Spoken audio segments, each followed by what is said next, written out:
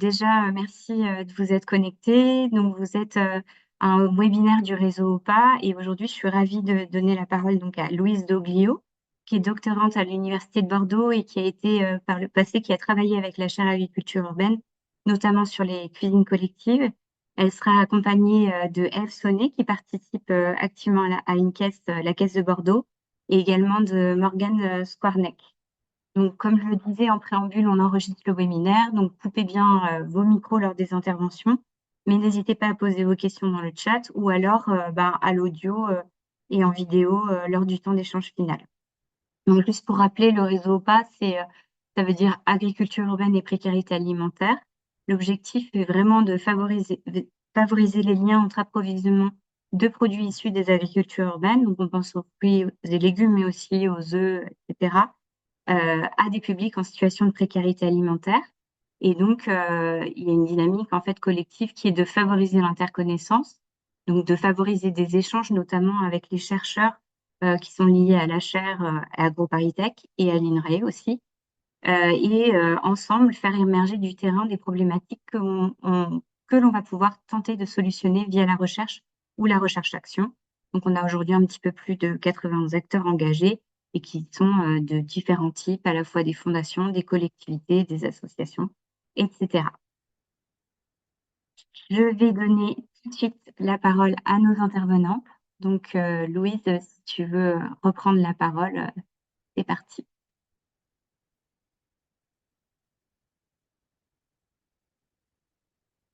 Ouais, super, merci beaucoup Clotilde. Alors, je vais partager ma présentation.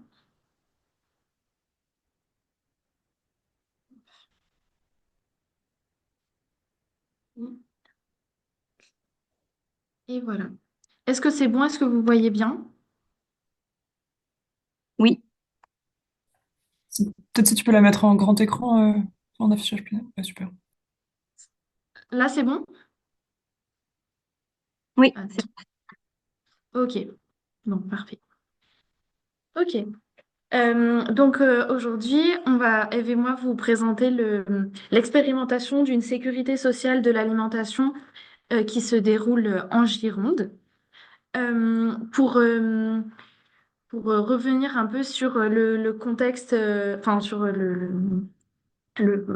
plan de ce qu'on va vous présenter aujourd'hui. D'abord, on va vous parler un peu du contexte de la SSA, ce que c'est, comment le projet de Gironde a été préfiguré, comment il a été monté, par qui, etc.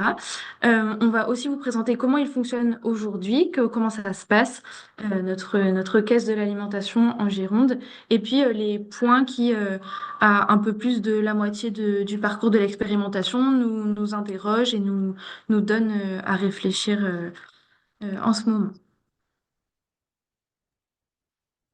Donc, pour repartir un petit peu de l'idée d'une sécurité sociale de l'alimentation, donc maintenant je vais dire SSA. J'imagine que pas mal d'entre vous sont déjà un peu familiers avec ce que c'est qu'une SSA. Euh, mais donc, c'est pour en faire une présentation vraiment très générale, on part du constat des dysfonctionnements d'un côté du système agro-industriel de l'autre côté des limites du système d'aide alimentaire tel qu'on connaît et la situation de précarité alimentaire croissante et de plus en plus problématique. Et face à ça, on a l'idée d'affirmer un droit à l'alimentation et de mettre en œuvre une démocratie alimentaire par la reprise du pouvoir par les citoyennes et les citoyens sur la façon d'accéder à l'alimentation et la façon d'orienter les modes de production alimentaire. Donc, à l'échelle nationale, c'est le collectif national pour une SSA qui porte euh, un plaidoyer pour une sécurité sociale de l'alimentation et qui repose sur trois piliers. L'universalité, donc c'est-à-dire la proposition d'une alternative qui s'adresse à toutes les personnes, quel que soit leur profil, leur revenu et leur région d'habitation. Un financement basé sur la cotisation sociale, donc un système où chacun va apporter, selon ses moyens, une contribution à un pot commun, et un conventionnement démocratique, c'est-à-dire le fait de choisir ensemble quel point de distribution on a envie d'inclure dans ce système alimentaire durable et équitable. Donc, à partir de cette idée générale, euh, l'idée en Gironde est venue d'une part d'une volonté politique des collectivités territoriales, donc le département et la ville de Bordeaux via son CCAS, de porter une initiative de démocratie alimentaire. Et puis sur le terrain, de Acclimatation, donc c'est un collectif d'acteurs de l'alimentation durable issus de l'éducation populaire, de l'économie sociale et solidaire, différents types de structures des centres sociaux, des associations, voilà, des lieux de quartier, puis des acteurs de la recherche aussi. Euh, et donc, le collectif Acclimatation avait pour ambition justement de mettre en place des projets en lien avec la démocratie alimentaire grâce à son implantation sur le territoire de la Gironde. J'insiste beaucoup sur cette idée de s'appuyer sur des acteurs qui connaissent déjà le terrain et les réseaux d'interconnaissance euh, sur le territoire. Et donc, la volonté conjointe d'acclimatation et des collectivités territoriales a mené à se lancer dans un travail commun à partir de 2022. Donc, le projet de SSA en Gironde, euh, ça vient de l'idée de transformer le système alimentaire en prenant en compte à la fois la rémunération des agriculteurs et des agricultrices, euh, le, euh, le pouvoir d'agir des consommateurs et des consommatrices et voilà, de travailler vraiment une idée de démocratie alimentaire. Et l'idée de SSA semblait pertinente pour mettre en place ce système alimentaire idéal. Et donc, la première phase de préfiguration de l'expérimentation, ça a commencé en 2023, donc au premier semestre 2023, avec la mise en place des parcours d'engagement de janvier à juin 2023. Et donc, ça a été un long travail de préfiguration de l'expérimentation. Et je vais laisser Ève un peu peut-être nous expliquer en quoi consistaient ces parcours d'engagement, qui a participé, qu'est-ce que ça a donné, et puis voilà ce que tu en as retenu puisque tu y as assisté aux premières loges. Donc, Oui, voilà. bon, moi j'ai eu effectivement, moi j'irai la chance effectivement d'avoir été invité à ce parcours d'engagement. Ça s'est déroulé avec quatre groupes, deux urbains et deux ruraux, un sur Bordeaux Nord et un plutôt sur Bordeaux Sud, des groupes de 10 personnes à peu près. On s'est vu une première fois sur un grand week-end pour commencer à aborder le B à bas, effectivement, de l'alimentation. Qu'est-ce que c'est bien se nourrir? Qu'est-ce que c'est bien manger? Euh, et puis sur des questions qui pouvaient prêter à des fausses idées. Par exemple, est-ce que manger local c'est bon? Est-ce que cuisiner soi-même c'est bon? Enfin, c'est des grandes questions comme ça. Puis ensuite, on s'est réunis par groupe donc de 10, chaque groupe, pour approfondir les questions et aussi pour mettre en place une charte d'engagement envers d'éventuels commerçants. Moi, j'ai trouvé que c'était une très bonne initiative. Ça permettait de se rencontrer déjà sur des publics très différents, ruraux ou urbains, des gens qui avaient des préoccupations de vie très différentes et même d'une façon matérielle, des contraintes très différentes. Euh, voilà, c'était une très belle expérience. Et le fait effectivement de travailler aussi.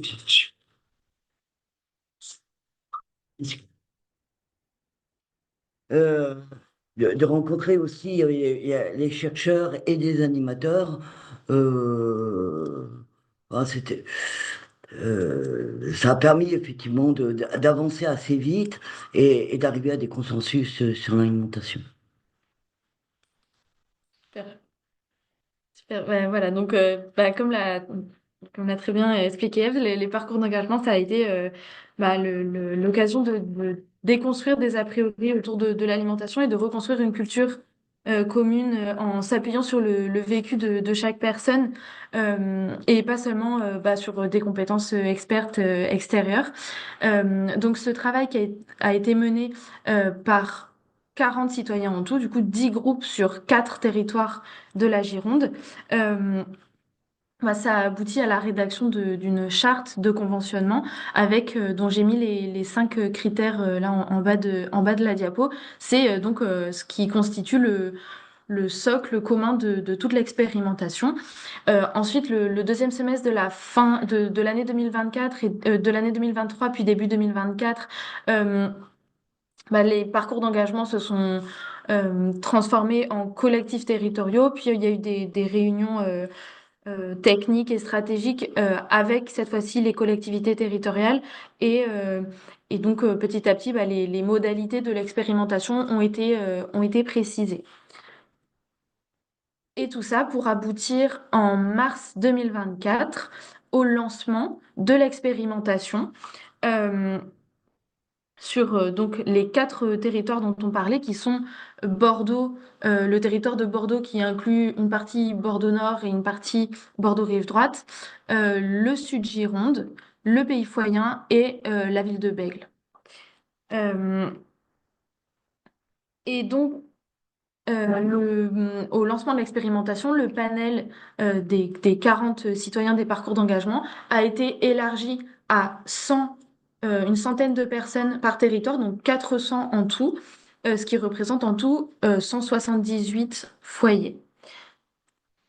Donc maintenant, on va vous expliquer un petit peu plus comment fonctionne l'expérimentation aujourd'hui, donc depuis mars 2024. Euh, donc, euh, déjà, peut-être, Eve, je peux te demander ce qui t'a un peu incité, ce qui t'a motivé à poursuivre ton engagement depuis les parcours d'engagement, entre le moment de la réflexion et le moment du lancement concret de l'expérimentation. Qu'est-ce qui t'a donné envie de continuer à t'engager depuis les parcours d'engagement jusque dans l'expérimentation Déjà, tout le partage qu'il y a eu entre les différents membres du collectif m'a donné envie de poursuivre parce que j'ai trouvé que c'était une très très bonne idée, enfin, et que c'était nécessaire. Et qu'en plus, effectivement, moi personnellement, euh, j'ai eu des difficultés avec je dirais mon pouvoir d'achat personnel, par exemple, aller acheter vraiment des produits plutôt bio, plutôt plus chers, voire nettement plus chers, que si je participais pas à l'expérimentation. Et du coup, euh, en étant moi arrivée un peu plus tard, je constate que vraiment le fait qu'il y ait des personnes des parcours d'engagement qui soient restées maintenant dans l'expérimentation, ça constitue un noyau dur d'engagement et des personnes aussi qui peuvent transmettre tout ce qui a été construit pendant les parcours d'engagement. Et c'est vraiment, enfin, toi et les autres personnes des parcours d'engagement, vous êtes des éléments moteurs maintenant dans le panel élargi. Euh, et donc pour préciser un petit peu comment ça fonctionne, donc les personnes qui font partie du panel de l'expérimentation euh, cotisent chaque mois selon leurs moyens. Donc c'est un système d'autodétermination de la cotisation. Euh, et le versement d'une allocation, euh, d'une cotisation, pardon, déclenche la réception d'une allocation qui, elle, est fixée en fonction de la composition du foyer. Donc, c'est 150 euros pour une personne seule, puis 75 euros supplémentaires par personne supplémentaire dans le foyer. Euh, et donc, c'est cette allocation qui est versée sur un compte sur Internet, un peu comme une monnaie virtuelle, en fait, qu'on appelle les MONA. Ce sont de, c'est une cagnotte qu'on peut dépenser dans les points de vente qui sont conventionnés. Le fait d'avoir une cotisation qui est autodéterminée, ça a été un choix assez fort ça a été aussi une décision des parcours d'engagement. Euh, et euh, Peut-être que je peux te demander, Eve, comment s'est passé la décision, comment s'est passé le moment où ça a été décidé que ce serait une cotisation autodéterminée et pas une cotisation qui serait fixée obligatoirement pour tout le monde. Est-ce que c'est quelque chose que tu peux nous décrire un peu? Là, je m'en souviens plus trop bien. Mais je crois que ça s'est fait un peu petit à petit. Bon, effectivement, il y a eu des ateliers où on a parlé de la cotisation, donc c'est grosso modo à ce moment-là. Et je crois que la décision, elle a été prise au week-end final, où on s'est regroupé tous les territoires, où les grandes questions de ce type-là ont été soumises à discussion d'abord, et puis ensuite à un vote des participants. Et effectivement, c'est cette solution-là qui a été choisie. Donc c'est vraiment un choix fort puisque la cotisation en fait c'est un peu le témoignage de l'engagement individuel dans l'expérimentation et on en reparlera un peu à la fin, mais donc on voit que pour l'instant, les chiffres montrent que c'est à peu près 25% du budget de la caisse qui est pris en charge par la cotisation. Donc c'est un peu moins que ce qui avait été visé. Il avait été visé au départ de couvrir 40% du budget de la caisse commune par des cotisations et les 60% restants par des subventions extérieures. Mais donc voilà, ça pose question sur la difficulté, le consentement à cotiser individuellement pour un pot commun, un objectif commun. Donc c'est vraiment quelque chose qui est très important dans l'expérimentation. Euh, donc pour parler un peu des points de vente qui sont conventionnés, il y en a une douzaine par territoire, donc sur chacun des 4 territoires. Euh, donc, il s'agit de différents types de magasins, des magasins de type supermarché coopératif, épicerie, des producteurs, des points de vente spécialisés comme des fromageries, des boucheries, etc. Euh, et voilà, donc les personnes, chaque mois, peuvent cotiser, recevoir leur allocation, dépenser cette allocation dans les points de vente conventionnés, euh, et, euh, voilà, ainsi de suite. Euh, pour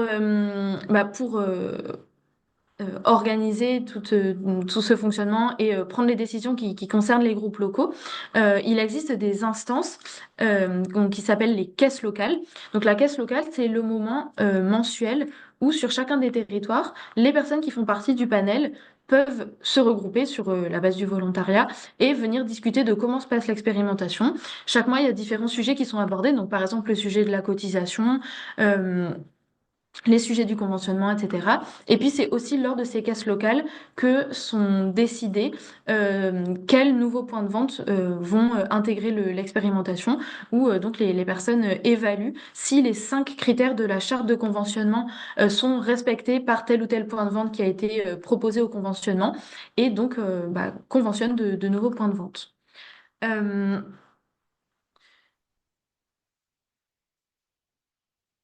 Donc maintenant qu'on a parlé du fonctionnement de la caisse, moi je vais vous parler un petit peu du suivi scientifique qui est réalisé autour de l'expérimentation, puisque dès le départ, en fait dès la construction du projet, c'est une expérimentation qui s'inscrit dans une démarche de recherche-action en sciences sociales. Donc il y a tout un collectif de chercheurs et de chercheuses de différentes disciplines, voilà, de différents points de vue qui suivent un petit peu bah, l'expérimentation, les différents temps collectifs, euh, et en s'intéressant à différents sujets. Euh, d'un- d'une d'une part, la manière dont la SSA transforme le quotidien des personnes au travers des pratiques alimentaires, on se demande qu'est-ce que le fait de disposer d'un budget sécurisé pour l'alimentation, pour s'approvisionner dans des points de vente spécifiquement conventionnés, produit dans le rapport à l'alimentation des personnes, en quoi c'est une aide ou une contrainte sur le quotidien, sur les pratiques alimentaires, sur la façon de choisir ces approvisionnements. Euh, et puis, au-delà de la question alimentaire, on va s'intéresser aussi à interroger l'aspect démocratique, l'impact de la SSA comme levier de politisation de la question alimentaire, et puis de questionner aussi les notions d'engagement citoyen et de pouvoir d'agir des personnes au travers d'un dispositif démocratique.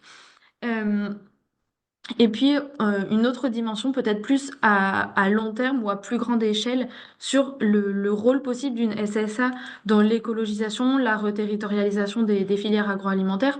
On parle beaucoup de production locale, mais pas que, euh, voilà, d'agroécologie, de ce type de choses. Donc, l'idée, c'est aussi de voir comment le fait de réorienter la demande alimentaire via des critères de conventionnement stricts, ça peut avoir un impact sur les manières de produire, les manières d'organiser les circuits alimentaires, voilà, à plus large échelle et aussi dans la perspective éventuellement à long terme d'une généralisation de la SSA ou d'un passage à l'échelle.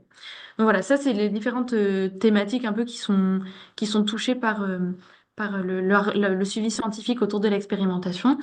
Euh, donc, à titre indicatif, je peux vous présenter un aperçu des premiers outils de récolte de données qui ont été mis en place depuis le lancement de l'expérimentation. Euh, on a soumis le panel de participantes et de participants à des outils de suivi comme un questionnaire sur les pratiques alimentaires et puis un carnet d'approvisionnement qui a été renseigné pendant 14 jours au démarrage de l'expérimentation. Et donc, ces outils nous ont permis de faire une sorte de photographie avant l'introduction des MONA dans le quotidien des personnes qui participent. Et puis, ces deux outils, le questionnaire et le carnet, vont être de nouveau soumis à un an du début, donc à la fin de l'année d'expérimentation, pour avoir une photographie après. Et donc c'est ça qui va nous permettre de renseigner des données sur l'impact de la SSA sur les pratiques alimentaires déclarées et puis quantitatives. Et puis pendant là, le cours de l'hiver vont également se dérouler des entretiens individuels avec un échantillon de personnes pour aller questionner plus en détail le vécu, le ressenti des personnes vis-à-vis des changements de leur quotidien dans l'expérimentation. Euh, et puis, la recherche, le suivi scientifique de l'expérimentation, c'est aussi enfin, une observation au long cours des différents temps collectifs des caisses. Voilà. Euh, Donc, voilà, à titre d'exemple, j'ai mis un graphique issu du questionnaire d'entrée dans l'expérimentation où la question qui était posée aux personnes, c'était leur intention d'utilisation des MONA. En fait, qu'est-ce qu'elles pensaient faire des MONA une fois qu'elles seraient rentrées dans l'expérimentation. Et donc, on voit que les réponses qui reviennent beaucoup, c'est découvrir de nouveaux magasins, acheter des produits de meilleure qualité ou en quantité euh, supérieure, euh, recevoir une aide financière, donc avoir un budget sécurisé pour l'alimentation pendant un an. Enfin voilà, donc on retrouve un peu de différentes dimensions des préoccupations par rapport à l'approvisionnement alimentaire. Euh, voilà, bon, je ne vais pas m'étendre plus sur l'aspect recherche, mais on pourra en reparler si ça vous intéresse. Euh, et puis pour finir, je voulais vous parler un peu vous partager quelques éléments qui occupent la réflexion d'acclimatation des caisses locales des participantes et participants à un peu plus de la moitié de l'expérimentation, les premiers enseignements qu'on peut commencer à tirer de l'expérimentation et puis ce qui nous pose question pour la suite. Sur le sujet de la cotisation et du financement. Euh, bah, donc comme j'ai dit tout à l'heure, la cotisation, c'est vraiment une des dimensions majeures du projet, puisque ça illustre le, le- l'idée de faire commun. euh, et plus largement, bah, ça pose la question des ressources sur lesquelles peut s'appuyer une SSA. Euh, et justement, bah, la question de la part de cotisation dans le budget de la caisse, et puis la question de savoir quel financement on pourrait éventuellement mobiliser pour continuer de faire vivre la caisse commune à l'issue de l'année d'expérimentation, bah, ça va être le cœur du sujet de la prochaine caisse commune, donc qui est une réunion des 4 territoires qui va se tenir le week-end prochain à Arcachon. Donc ça va vraiment être le cœur du sujet de travail de l'ensemble du territoire girondin, bah, de réfléchir à des scénarios pour la suite et de quelles ressources on va chercher, comment est-ce qu'on mobilise la cotisation des participantes et participants de façon différente, est-ce qu'on va chercher des subventions des collectivités? Est-ce qu'on se tourne vers d'autres types de financement? Enfin voilà, donc ça va être un des prochains sujets vraiment sur la table de la caisse commune. Euh, et puis les premières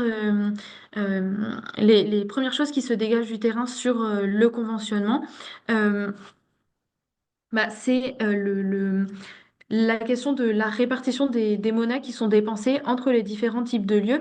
On voit que la dépense des monnaies, elle se fait majoritairement en faveur, on va dire, des plus gros magasins qui sont de type supermarché, donc où les personnes vont pouvoir faire des courses d'alimentation générale. C'est ce type de magasin qui va vraiment récolter le plus de monnaies. euh, en ce qui contraste avec bah, les petits producteurs ou les points de vente qui sont plus spécialisés ou ouverts de manière plus occasionnelle et qui vont être dépensés bah, beaucoup moins de mona. Donc ça donne déjà des indices sur la question de l'accès aux points de vente conventionnés, de l'accès géographique, temporel, euh, et puis bah, voilà, un peu de l'aisance ou de la difficulté de changer son circuit habituel d'approvisionnement alimentaire pour aller dépenser son budget alimentaire dans des points de vente conventionnés. Voilà, c'est des premiers sujets qui sont soulevés. Euh, et puis, voilà aussi la question de, de- d'harmoniser le conventionnement, enfin d'avoir un conventionnement qui soit cohérent et équilibré euh, au sein des points de vente, au sein des territoires, et puis à plus long terme entre les différents territoires, mais je développe pas plus. Euh, sur la question de l'engagement et de la co-construction du projet, ben, on voit que ben, les caisses locales, c'est des moments importants de prise de décision, mais c'est des moments qui prennent du temps, qui sont ben, où il faut trouver des horaires qui puissent coïncider avec les emplois du temps d'un maximum de personnes. Et donc l'engagement et la capacité à venir donner son avis, à prendre les décisions, bah, ça a un coût d'entrée, c'est pas une évidence et donc ça pose la question de comment on fait pour aménager notre dispositif de façon à être inclusif et à, à trouver un équilibre dans la sollicitation des personnes. Euh, donc la question sur l'après, quelle perspective à la fin de l'expérimentation au printemps 2025, c'est ce que je disais tout à l'heure.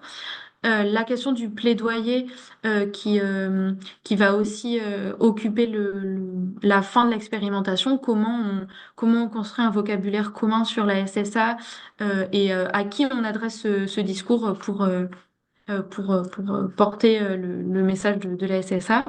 Euh, et puis, un aspect un peu différent que je souligne, puisque à titre personnel, je réalise ma thèse en CIFRE. Donc, je suis accueillie à mi-temps par le CCS, le Centre communal d'action sociale de Bordeaux. Et donc, vraiment, une dimension de mon quotidien, c'est de faire le lien avec le CCS de Bordeaux qui coporte le projet de SSA en Gironde et dont la préoccupation c'est d'intégrer l'expérimentation de SSA dans une réflexion plus large sur les réponses à la précarité alimentaire, sur la manière de mettre en œuvre la solidarité alimentaire sur le territoire de Bordeaux. Et donc, au sein du CCS, la SSA, c'est un dispositif qui vient à la fois un peu bousculer des pratiques, puisque il y a eu toute une procédure qui a été mise en place pour que le CCS puisse abonder la caisse de l'alimentation. Et en même temps, ça vient conforter une dynamique qui est déjà bien entamée depuis un certain temps par le CCS sur des dispositifs de coordination des acteurs du territoire en matière d'alimentation solidaire et durable et sur la notion d'accès aux droits et de pouvoir d'agir des personnes sur leur alimentation. Donc ça pose aussi la question des perspectives pour le CCS de Bordeaux ou éventuellement pour d'autres CCS voilà, de réfléchir à la solidarité alimentaire par un prisme différent. Voilà, c'est ce que je pouvais, ce qu'on pouvait vous en dire dans un premier temps et maintenant à vos questions. Merci beaucoup, Louise et Ève. J'ai déjà quelques questions du coup qui vont nous faire revenir en arrière, mais n'hésitez pas en parallèle à poser vos autres questions. Donc, Julie, je vais les poser pour vous. Donc, c'est par rapport au lancement de la caisse, comment les personnes ont été informées. Et après, il y aura la question aussi du recrutement. Donc, qu'est-ce que vous pouvez nous en dire? Je sais que Louise, tu n'étais pas forcément là au démarrage. Mais est-ce qu'il y a eu une opération, enfin, je ne sais pas, des sollicitations, il y a des événements, des choses comme ça? Oui, alors donc, ce qui s'est passé au moment du lancement en mars 2024, il y a eu un appel à candidature qui est passé par les structures d'acclimatation. Donc, par exemple, ici, là, on se trouve au centre social de Bordeaux-Nord. Donc, c'est une des structures qui ont relayé l'information. Et déjà, de par le bouche à oreille autour des personnes des parcours d'engagement, les réseaux des structures implantées sur les territoires qui faisaient partie du réseau acclimatation, déjà, rien que comme ça, il y a une quantité de candidatures qui dépassait largement le nombre de places disponibles. Euh, et ensuite, pour départager les personnes, il y a eu un tirage au sort en respectant une répartition d'une part de tranches de revenus et d'autre part de composition familiale. Donc, on a à chaque fois, enfin, on a quatre types de tranches de revenus et quatre compositions familiales, personnes seules, couple avec enfants et famille monoparentale. Au niveau de la répartition des revenus, on a 30% de personnes en situation de précarité alimentaire et les 70% restants sont représentatifs de la population girondine. Voilà, c'est comme ça qu'on a fait le découpage. Enfin, je dis on, mais ouais, je suis arrivée justement à ce moment-là. Et voilà, pour le recrutement. Ok. Du coup, oui, en termes du nombre de personnes, on a vu que ça représentait 400 personnes, c'est ça, au total? Oui, Ok. oui, c'est ça. C'est 178 foyers, ce qui représente à peu près 400 personnes. Par rapport au montant des cotisations, est-ce que tu peux préciser quels sont les plus bas et les plus élevés? Les montants des cotisations, Mm. alors, il a été établi un montant minimum de cotisation qui est de 10 euros pour un foyer d'une personne seule, plus 5 euros supplémentaires par personne supplémentaire du foyer. Ça, c'est le montant de cotisation de minimum. Et puis ensuite, c'est libre. Au moment de choisir les cotisations, euh, il y a une grille d'aide à l'autodétermination qui a été proposée aux personnes en fonction de différents critères, soit leur reste à vivre, soit leur budget alimentaire habituel, leur revenu. Enfin, il y avait une grille de calcul qui était proposée, mais au final, la décision revenait aux personnes de choisir leur montant d'allocation, de cotisation, pardon. Après, ça, c'est personnel. Donc, il y a des cotisations qui vont du minimum au montant de l'allocation, voire un peu plus. Merci Louise. Je vais prendre avant d'aborder une autre question sur la question du recrutement des 40 personnes dans les parcours d'engagement. Comment ces personnes-là spécifiquement ont été informées et éventuellement sélectionnées?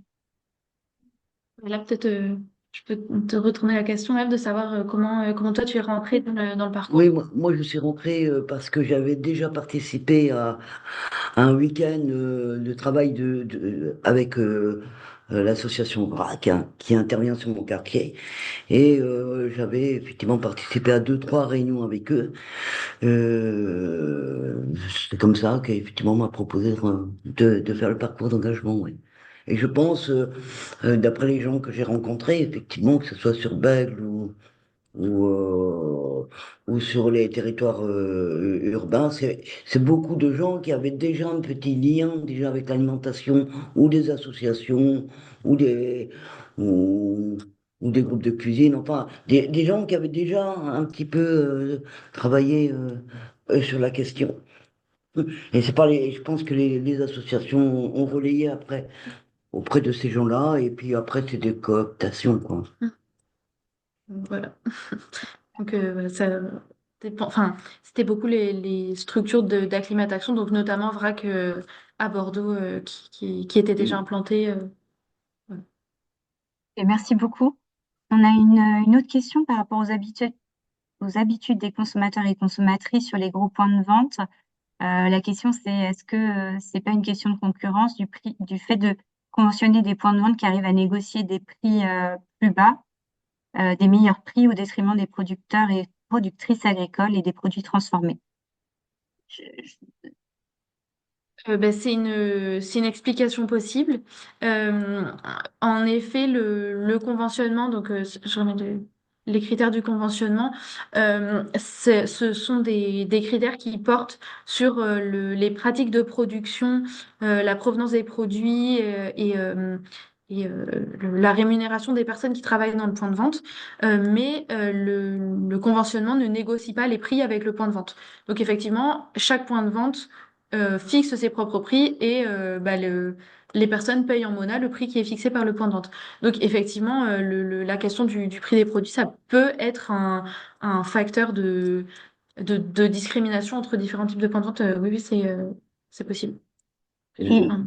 moi, je rajoute un petit critère, c'est aussi, je pense, dans les gros points de vente, la possibilité de trouver au même endroit un choix beaucoup plus étendu de produits. Parce que dans les petits points de vente, on va être limité effectivement à des produits que ces points de vente vendent. Donc, je pense que pour une famille, c'est plus pratique effectivement d'aller dans un endroit général où on peut trouver à la fois des légumes, des œufs, du lait, du fromage, enfin des choses variées, disons.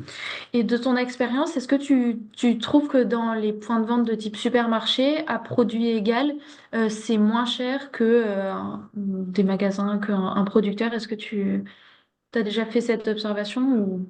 Dans les cadres du SSA, les critères de conventionnement sont quand même très précis. Et donc, c'est pas tous les points de vente général, c'est pas les grandes chaînes que l'on connaît. C'est des chaînes déjà dédiées, par exemple, au biologique. Et là, je pense que le prix, c'est pas le prix qui est. Enfin, dans Hmm. les petites épiceries, on trouve à peu près l'équivalent prix, je pense. Moi, je pense que c'est plutôt la diversité enfin, la facilité de dire je vais faire mes courses et je reviens avec ce qu'il me faut pour tout. Alors que si on multiplie les magasins pour que ce soit un marché local ou autre chose, là, ça demande une autre organisation. Ok, merci. Donc j'entends bien, oui, il y a aussi la possibilité de trouver tous les produits au même endroit. Mais concernant le critère de concurrence, est-ce qu'il va être étudié par rapport au prix? Alors, en fait, c'est un critère qui est déjà indirectement pris en compte dans le conventionnement, puisque il y a une attention qui est portée à la répartition un peu de l'offre de points de vente conventionnés sur le territoire. Je vais vous donner un exemple il y a un des territoires où un magasin Biocop était proposé au conventionnement. Et puis, dans la même zone, il y avait, j'ai plus en tête le magasin, si c'était un producteur seul ou un magasin de producteurs, mais en tout cas, il a été décidé de conventionner le magasin Biocop avec un coefficient un peu inférieur pour justement compenser un peu la facilité et un peu compenser cet effet de concurrence où le Biocop serait un peu plus attractif que l'autre magasin. J'ai pas précisé, mais en fait, on a 5 critères. Et si la caisse locale estime que seulement 4 critères sur 5 sont respectés, le point de vente peut être conventionné à 75%, à 50% si c'est seulement 3 critères, et c'est le minimum. Et donc 100% si ce sont les 5 critères. Voilà, il y a ce, cette variable du pourcentage de conventionnement qui permet de moduler un peu plus finement à quel point on va conventionner tel ou tel point de vente. Il y a un autre levier qui est celui de la liste de produits, puisqu'une fois qu'on a établi le conventionnement d'un point de vente, il y a une deuxième vague de travail sur la liste des produits au sein du magasin qui sont conventionnés. Donc, c'est pas tous les produits qui sont conventionnés, et ça permet un peu voilà, de moduler plus finement l'exigence qu'on a par rapport à ce qui est conventionné, et par la même occasion de compenser un peu un effet de concurrence ou voilà, un effet de privilège d'un point de vente par rapport à un autre au sein d'une zone. Voilà. Tu as répondu à la question sur est-ce que tous les produits sont conventionnés au sein d'un même magasin. Donc, Ah, voilà, oui, ben non. non, du coup, on te demande une précision sur le fait pour un magasin d'être plus ou moins conventionné. Est-ce que ça veut dire que s'il y a plus ou moins de produits qui sont accessibles? Et si c'est Non. Non, ok. C'est 75%. Donc, admettons qu'on conventionne un magasin à 75%. Ça veut dire au sein du magasin conventionné, au sein du magasin, un produit qui est conventionné aura 75% de son prix qui sera pris en charge par les monas. Par exemple, si on a un paquet de pâtes à 1 euro, il y aura 75 centimes de mona et le reste qui sera payé par la personne en euros. Mais en fait, dans les faits, c'est très rare que des magasins aient été conventionnés à 75%. Je pense qu'il y en a au maximum un par territoire de l'expérimentation. C'est la très grande majorité des points de vente sont conventionnés à 100%. Mais sinon, si c'est partiel, c'est sur chaque produit le pourcentage du prix. Je te remercie, Louise. Je vais sur une autre question qui est finalement, est-ce que l'objectif est de devenir autonome au niveau des cotisations, des allocations, ou de continuer à demander des financements extérieurs? Et comment mobiliser les foyers les plus aisés à participer dans le cas de l'autonomie? Ça, c'est vraiment l'enjeu finalement d'équilibre de la caisse au niveau financier. Oui. Ben, en effet, c'est le cœur de la question. Donc là, on voit que à ce stade, on arrive à 25% de cotisation. Donc maintenant, la question, c'est comment on peut, euh, comment on peut mobiliser plus les personnes qui participent, notamment les personnes qui ont plus les moyens, pour cotiser plus.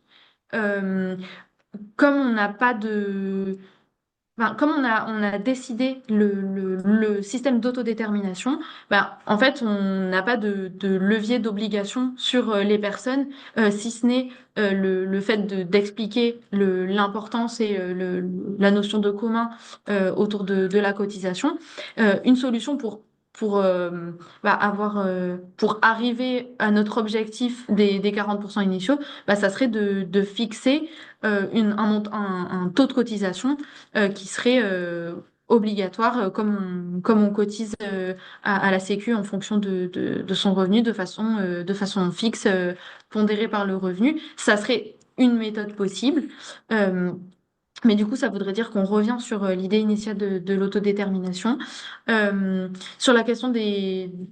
Donc, il y a aussi un autre facteur qui est que l'expérimentation a choisi de surreprésenter la part de personnes en situation de précarité avec ces 30% réservés. Donc c'est aussi un facteur de déséquilibre. Si on faisait la même chose dans la population générale, bah, du coup, on aurait une répartition différente et ça influerait aussi sur le taux de prise en charge de la caisse commune du budget de la caisse par la cotisation. Et puis, il y a la variable subvention extérieure. Là, il y a eu une certaine enveloppe qui a été allouée pour l'année d'expérimentation.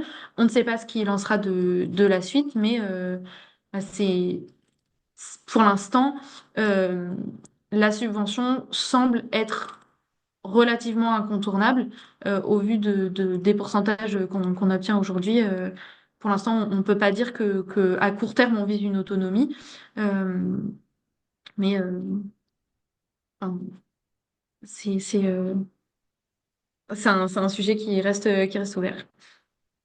Ok, merci. Justement, est-ce qu'il y a d'autres financeurs, hormis la ville et le département, à l'origine du projet?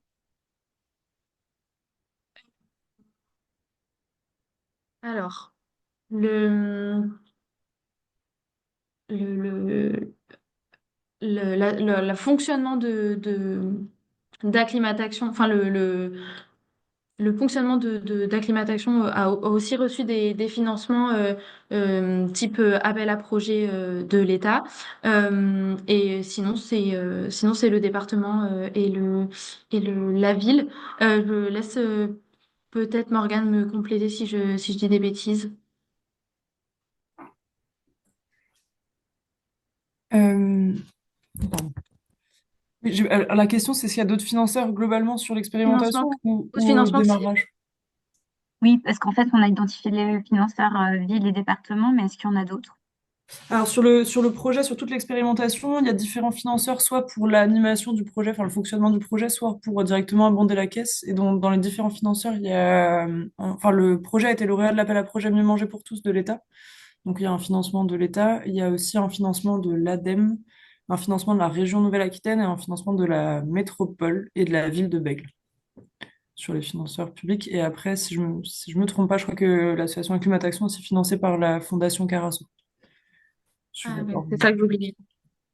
Ouais, je sais qu'il manque un truc. Ok, merci beaucoup. Je pense avoir... voilà, toutes les questions arrivent en même temps. Alors oui, question pour Eve. C'est quoi le parcours d'engagement? C'est quoi le parcours d'engagement?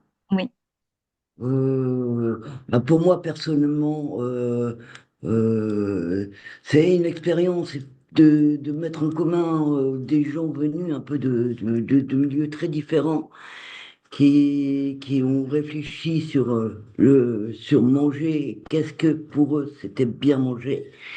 Pour moi, c'est une façon d'introduire effectivement, euh, de s'introduire à une politique effectivement de ce qu'on mange, de ce que ça représente pour ceux qui produisent. Euh, et le sujet en ce moment, il est, il est sur la table au niveau politique. Euh, et c'est effectivement, pour moi, c'est vraiment une réflexion vraiment globale sur comment moi je mange et comment j'organise ma vie autour de, bah, il faut manger et comment je m'y prends. Euh, pour moi, c'est vraiment une interrogation très importante sur effectivement. Après, on en vient effectivement aux enjeux climatiques. Euh, sur une chose qui est finalement la plus basique, effectivement, de l'espèce humaine, qui est il faut qu'on mange pour survivre, tout simplement. Enfin, je sais pas si j'ai été clair. oui, je pose vos questions, mais si tu veux, Bénédicte, n'hésite pas à prendre la parole, peut-être. Ouais. Oui, c'est super clair, Eve, merci beaucoup. Et du coup, je voulais savoir par rapport à ce engagement, c'était quoi? C'était plein de réunions, c'était des temps de visite, comment ça s'est passé en fait et sur combien de temps?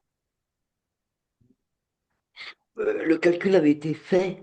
Euh, Il me semble que c'était 9 demi-journées et 3 week-ends ouais, c'est sur ça. 6 mois. Il y a eu 3 week-ends sur 6 mois, 9 demi-journées. C'était une tous les 15 jours à un moment donné, je crois. Euh, et puis, depuis le début de l'expérimentation, on peut participer aux caisses locales. C'est une fois par mois à peu près. Enfin, il y a, il y a le temps où on peut recueillir les cotisations, c'est un peu plus, on peut y participer, mais la caisse locale où on se réunit entre participants, c'est une fois par mois à peu près. Oui, voilà. Ce dont tu parles, c'est les comptoirs. Ouais, les comptoirs, ouais, les C'est à peu comptoirs. près une fois par mois aussi, entre deux caisses. Et là, c'est un moment un peu plus informel où on recueille les Voilà. cotisations des personnes qui viennent cotiser en espèces. Et puis, c'est en général des moments très riches de partage un peu de ce qui s'est passé pendant le mois, de comment ça se passe avec les monas, de questions qui remontent. Voilà, donc on a un peu deux temps, le temps des caisses et Mm. le temps des comptoirs intermédiaires. Et c'est pour toutes les personnes qui participent à la caisse ou c'est en fait ce que j'arrive pas à comprendre, c'est si le parcours d'engagement est quelque chose de particulier ou si c'est ce que nous dans les autres caisses on appelle comité citoyen. C'est un peu l'équivalent. En effet, les parcours d'engagement, c'est les 40 premières personnes qui ont été là au moment de la préfiguration. Et puis, depuis le lancement de l'expérimentation et l'élargissement au panel des 400, on appelle ça des caisses locales, mais ça reste ouvert à tout le monde. En fait, il n'y a pas il y a pas d'instance délibérative et puis le panel.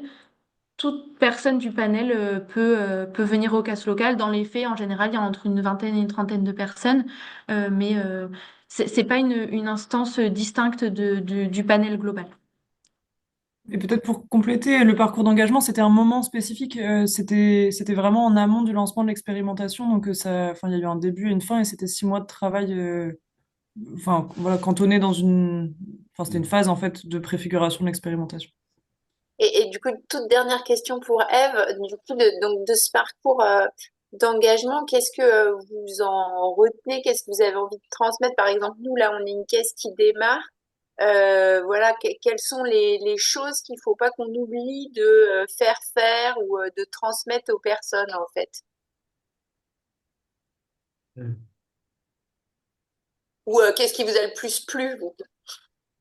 Bon, moi, ce qui m'a plu, c'était déjà le travail, je dirais, citoyen, de pouvoir, parce qu'avant, bon, moi, j'achetais selon mes moyens et selon mes possibilités matérielles autour de chez moi. Même si j'avais déjà une petite conscience de l'écologie, du bon manger local, etc., c'était très compliqué, effectivement, pour moi. Euh, donc moi, c'était déjà ce travail citoyen, c'est-à-dire des territoires très différents, des gens très différents qui se sont rencontrés et d'arriver à avoir un consensus effectivement sur ce qui est bien mangé et comment on pourrait s'y prendre. Euh, moi, je dirais que euh, moi, ça m'oblige effectivement euh, là, de passer vraiment à l'acte, puisqu'avant, je me donnais, bon, je sais pas si c'était pas qu'une excuse, mais effectivement, le pouvoir d'achat, mon pouvoir d'achat étant assez limité, bah, je faisais un peu comme je pouvais. Et surtout dans les magasins traditionnels, j'achetais plus bas prix. Avec cette aide, ça permet effectivement là de mettre en pratique un changement, je dirais, assez important effectivement dans mon alimentation. Euh, Après, je dirais, c'est pas. Moi, j'ai quand même éprouvé des difficultés.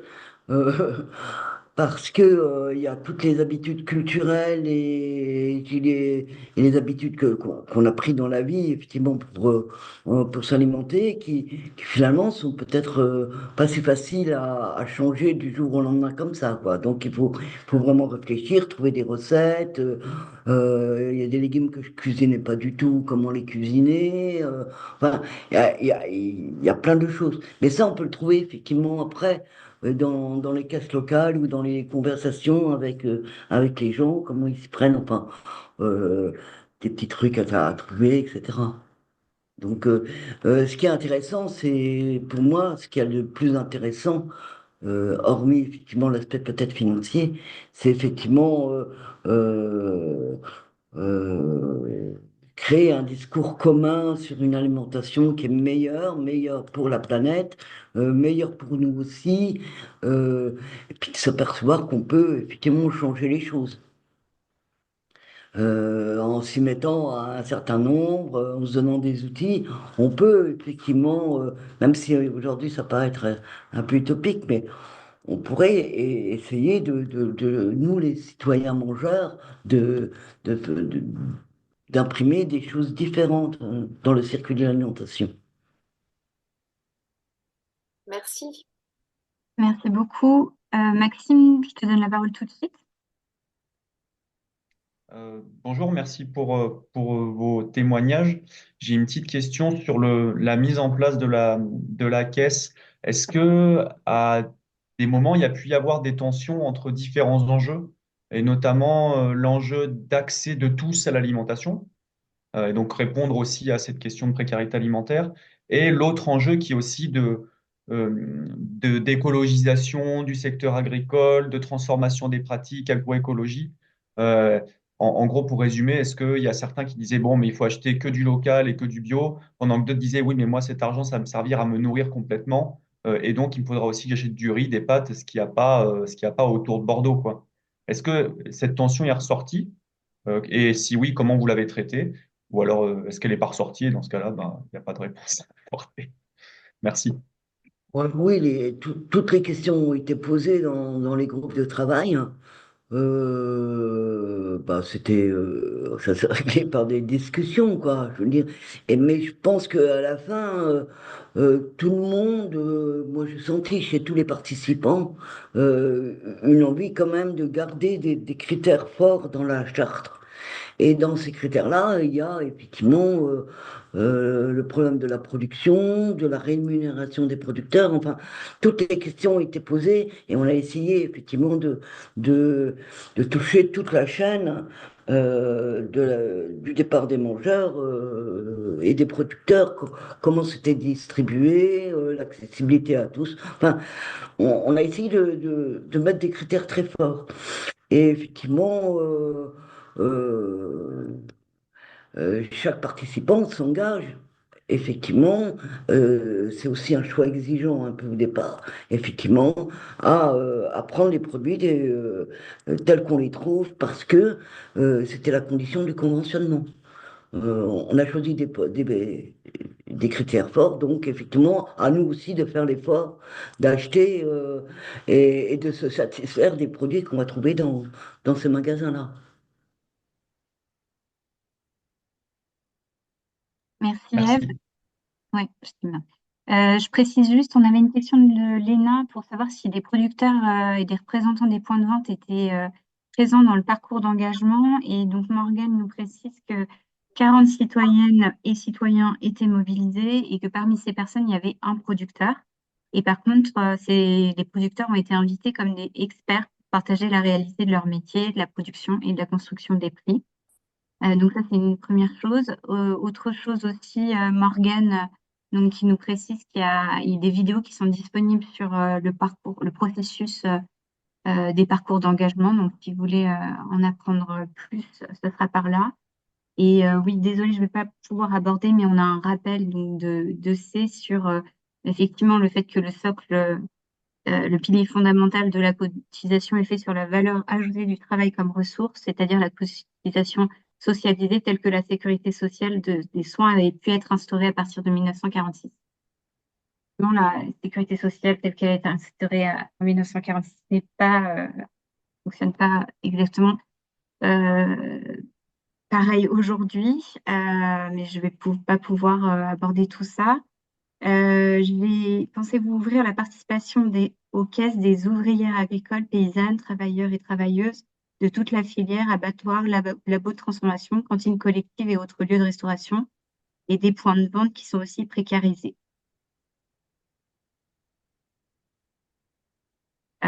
Qui veut répondre? Alors, la participation aux caisses en tant que personne cotisante et allocataire ou en tant que point de vente? Je n'ai pas compris le début. Oui, je vais peut-être donner la parole à la personne qui pose la question, peut-être, si vous voulez prendre. Oui, oui, non, je parlais, ça va. Je Oui, parlais justement des ouvriers, ouvrières agricoles, les paysannes et paysans qui galèrent aussi, enfin, du coup, qui sont impliqués de deux manières. Ils participent à la production dans les filières, IEL, on va dire au féminin parce il y a énormément de femmes qui sont précarisées aussi dans la transformation des produits, les vendeuses. Donc, comment faire? Et c'est un peu le tracas de toutes les caisses. Je participe à une dynamique locale. Est-ce que vous envisagez donc de trouver le moyen aussi de faire rentrer dans les caisses. Et puis, il y a ces deux questions aussi sur la sécu et la cotisation socialisée, comment faire rentrer des employeurs, des entreprises, des collectivités qui sont employeuses. Donc, par exemple, les cantines scolaires et les collectivités, les employeurs pourraient cotiser pour leurs employés de la même manière que les systèmes de participation à 50% minima maintenant des entreprises dans la complémentaire de santé. Voilà. Merci. Oui, tout à fait. Merci beaucoup pour la question. Alors, sur la question de faire entrer des ouvrières et ouvriers agricoles, paysans, paysannes dans les caisses locales, bah, en fait, rien n'empêche, au titre de citoyenne ou citoyen, de faire partie d'une caisse locale alors que son propre métier, c'est de produire ou de transformer de l'alimentation. Dans les faits, je ne sais pas si c'est le cas. Je ne sais pas si dans le panel de citoyennes et citoyens, il y a des personnes dont la profession est agricole, mais si c'est le cas, enfin, rien ne l'interdit. Et, euh, et voilà. Sur l'idée de faire rentrer des employeurs, enfin de faire cotiser des employeurs dans une caisse de l'alimentation, pour l'instant, ça n'a pas lieu dans cette expérimentation, mais c'est effectivement une des pistes de travail qui est envisageable pour une éventuelle suite ou une éventuelle enfin, une généralisation ou, euh, ou transposition de l'expérimentation, oui. Et ce serait complètement enfin, en accord avec les principes de la SSA. ok, merci Louise. J'avais une dernière question qui est assez précise et après on va clore et le temps passe. C'était de savoir à quel point les types de produits sont précisés. Donc on me demandait sur la marque ou le nom du produit, ou juste l'intitulé. Alors, donc à partir du moment où un point de vente est conventionné, il y a enfin le point de vente produit une liste de tout son catalogue et il y a un travail conjoint entre le point de vente et des membres de la caisse locale pour établir précisément la liste des produits qui, au sein du point de vente, vont être conventionnés. L'idée, c'est, par exemple, si il y a le même produit en plusieurs versions de plusieurs marques, c'est le produit le plus local qui va être conventionné au détriment d'un produit qui viendrait de plus loin. Ou alors si le même produit est proposé en vrac ou conditionné en emballage, c'est le produit qui est en vrac qui va être privilégié. S'il y a qu'un seul type de produit, c'est celui-ci qui va être privilégié. En fait, il y a d'une part un un autre jeu de critères plus pointu que les 5 critères de conventionnement là. Il y a aussi une liste de critères pour les produits. Et puis à l'intérieur du point de vente, il y a un peu un système d'évaluation au cas par cas. Si il faut départager entre plusieurs produits enfin, pour un type de produit, s'il faut départager entre plusieurs versions du même produit, c'est vraiment un travail conjoint un peu au cas par cas à l'intérieur du point de vente. Ok, merci beaucoup Louise. Euh, enfin, il y aurait encore beaucoup de questions. Je vais devoir clore aujourd'hui. Ce que je vous propose, c'est évidemment, si vous avez d'autres questions, de me les transmettre. On sera un plaisir de déjà les donner à Louise ou vous donner le contact de Louise qui va participer. Je vous remercie, Ève, pour votre témoignage précieux parce que on sait pas. C'est vrai que dans les caisses alimentaires, on n'entend pas souvent les participants et les participantes parler. Donc, merci beaucoup pour votre intervention. Et puis, je vous dis à bientôt pour le prochain webinaire qui sera certainement autour des questions de santé. Voilà, merci à toutes et tous. Et encore merci pour vos témoignages, Louise, Morgane et Ève. Merci à toi, Clotilde, et merci Eve et Morgane.